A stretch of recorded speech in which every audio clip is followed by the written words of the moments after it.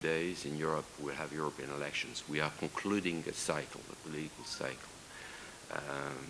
Our leadership in Brussels will be renewed. Mr. Borrell will go. It's an opportunity for us all as observers and as also practitioners in the diplomatic area to reflect about what they have brought, what they have achieved. And Israel's choice to ignore or call for an end to the occupation was endangering not just peace in the region, but also Israel itself. You know that one of our taboos in Europe was defense. We're not allowed, for example, to build a military cooperation with third states. We were not allowed to use the EU budget to buy military equipment. Putin, he was not expecting such reaction on the side of the West, and particularly on the side of the European Union.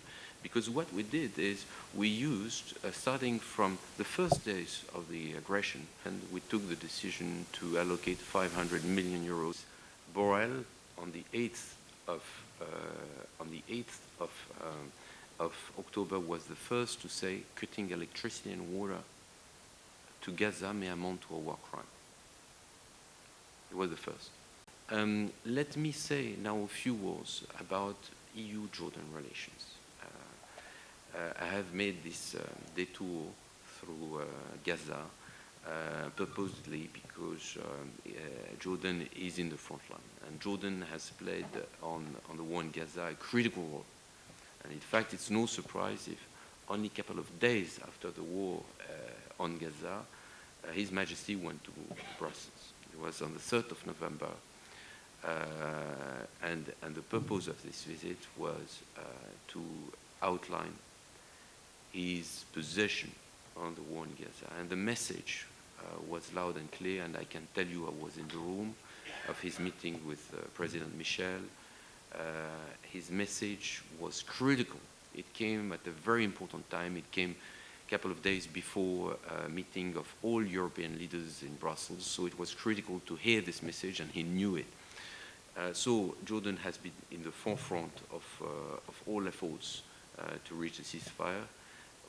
Jordan has made it clear that a forcible transfer of Palestinian people out of the occupied territory would be a red line, will be in breach of the Article 2 of the Wadi Araba Treaty. We have also been extremely sensitive to the fact that Jordanian bears or pays the price of a war it has sought to prevent since the Oslo Accord.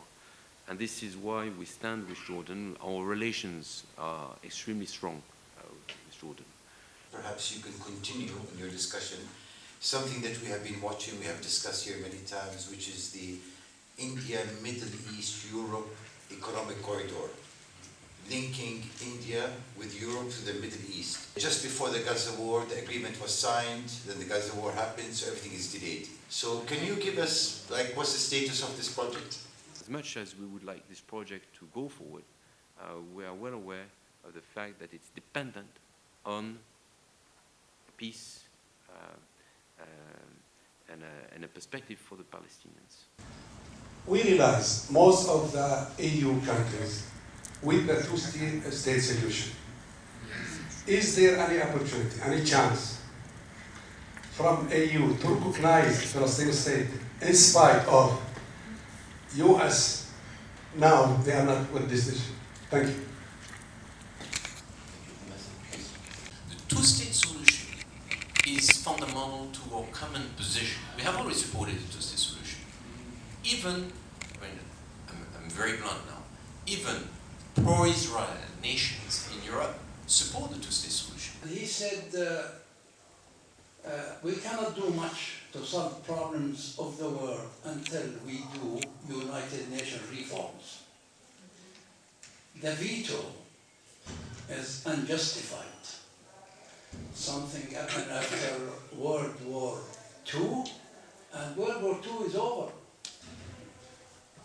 We have to start a new page of reform, how we manage the world, how we manage our plans, how we manage the people of our planet.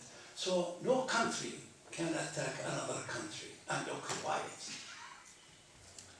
Palestinian question is very simple, Ambassador Pierre. Original people, Palestinian, they form right now more than 50% of the population of historical Palestine. Those people, they want a country. They want independent governance. And this is the right of the people, a human right. And if this question cannot be solved, the UN has no cause. Factually, it's true that we haven't called for a ceasefire in October, in November, in December, in January, in February. So we were playing with walls to find a common position. We were calling for humanitarian pauses or humanitarian pause. If it were not for the EU, the Palestinian Authority would have ceased to exist. Why? Because we have been paying the salaries. We have been paying and supporting financially the Palestinian Authority to an extent that nobody did.